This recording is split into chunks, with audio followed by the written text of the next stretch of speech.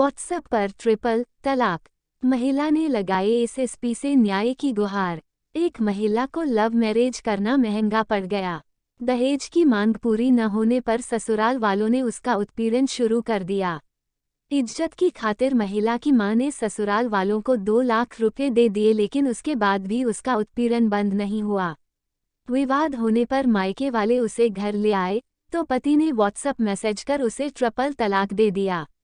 महिला ने इस मामले में एसएसपी से शिकायत कर न्याय की गुहार लगाई है। क्या मामला है?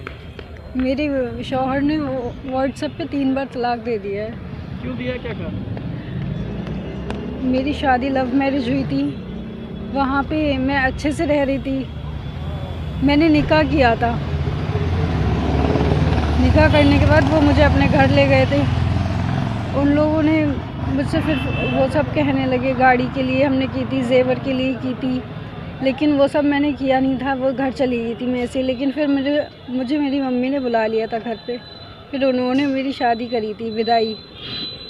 उन्होंने 5 लाख रुपए का खर्च किया था, जिसमें से 2 लाख रुपए उसे नकदी दी थी और 3 लाख का जो खर्च हुआ था वो दिया था।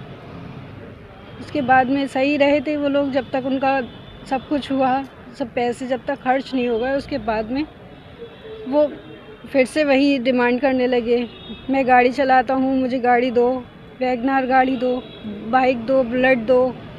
इन सब बारे में जब बाद में उन्होंने फिर मुझे मारा पीटी करने लगे। उसके बाद में मैं फिर घर पे आ गई थी। उन लोगों ने फिर मुझे निकाल दिया था। मेरी 1.5 साल हो गई है। कहाँ से शादी हुई थी? कहाँ रहने वाले हैं आपके? गुलाब नगर। बरेली से ही है। क्या करते हैं वो? जी, इन्फिनिटी में वो करते हैं। वैसे तो गाड़ी भी चलाते हैं। किस तरीके से उनसे मुलाकात हुई थी? और ऐसे ही घर में हो गई थी। किस तरह से आपको मतलब तलाक दिया था उन्होंने? व्हाट्सएप पे तलाक दिया था। 3 बार तलाक बोला। जी। कब दिया था? रात 12 बजे। मंडलायुक्त संयुक्ता समकदार ने आज जल निगम द्वारा चौपला पुल के नीचे चौकी चौराहा के पास एवं स्टेशन रोड पर बन रहे ट्रंक सीवरों के निर्माण कार्य का निरीक्षण किया। चौपला से किला फाटक तक किए जा रहे ट्रंक सीवर के निर्माण में एडीएम कंपाउंड के पास किए गए सीवर के कार्य को देखा। साथ ही रोड पर मिट्टी तथा रोड ऊंचा व नीचा देखकर नाराजगी व्यक्त करते हुए शीघ्र सीवर के कार्य को पूर्ण करते हुए अति शीघ्र सड़क को भी ठीक किए जाने के निर्देश अधिकारियों को दिए। रोड को धंसने से बचाने के निर्देश अधिशासी अभियंता जल निगम को दिए। इसके पश्चात मंडलायुक्त ने चौपला चौराहा पर ओवर ब्रिज के नीचे सीवर का चैम्बर, जिसकी गहराई 7 मीटर है, और मौके पर निर्माण कार्य बंद मिलने पर नाराजगी व्यक्त करते हुए निर्देश दिए कि चैम्बर के कार्य को 1 सप्ताह में पूर्ण किया जाए। साथ ही कार्य की गुणवत्ता भी अच्छी होनी चाहिए। उन्होंने नगर निगम को निर्देश दिए कि जहां जहां पर ट्रंक सीवर के कार्य हो रहे हैं, उस जगह को छोड़कर बाकी सड़क को ठीक किया जाए। मंडलायुक्त ने स्मार्ट सिटी के अंतर्गत राजकीय इंटर कॉलेज में 400 सीटर ऑडिटोरियम व एक्यूवेशन सेंटर के भी निर्माण कार्य का निरीक्षण किया। उन्होंने एई को निर्देश दिए कि ऑडिटोरियम व एक्यूवेशन सेंटर के निर्माण कार्य में अब तक कितनी प्रगति हुई है और शेष कितना निर्माण कार्य किया जाना है, पूर्ण कार्य योजना बनाकर 4 नवंबर तक प्रस्तुत किया जाए।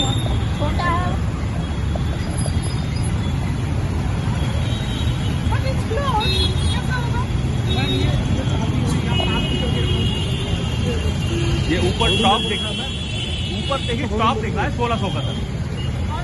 ये इधर से दिख रहा है।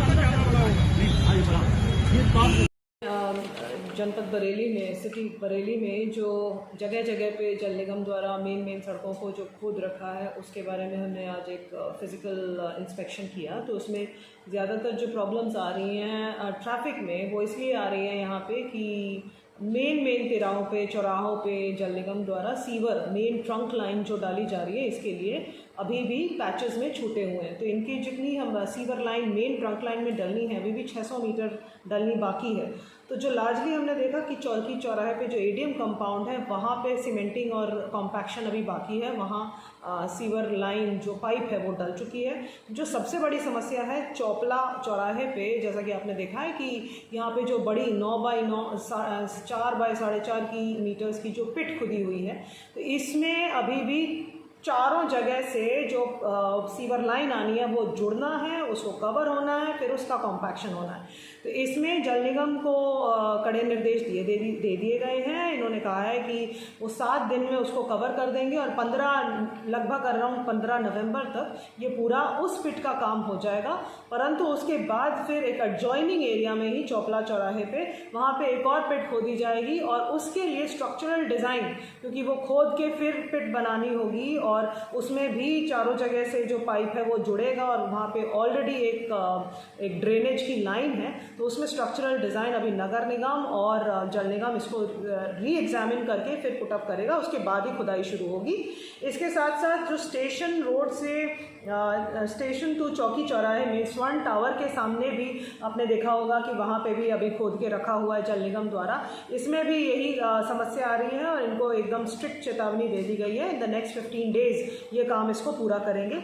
ये जो पूरा सीवर लाइन डल रहा है बरेली सिटी में, चाहे वो ट्रंक में, मेन ट्रंक में हो, ट्रंक सीवर लाइन डल रहा है 1200 मीटर का, उसके साथ साथ फिर ब्रांच सीवर लाइन डलेंगे। ये सारा जाएगा हमारा 35 MLD का जो सीवेज ट्रीटमेंट प्लांट है, इसका भी आज हमने निरीक्षण किया। ये भी जो मेन इनके जो संप बन गया है, परंतु मेन जो चेम्बर्स बनने हैं सीवर का वो अभी तक नहीं बना है। ये थोड़ा प्रोजेक्ट डिलेड चल रहा है।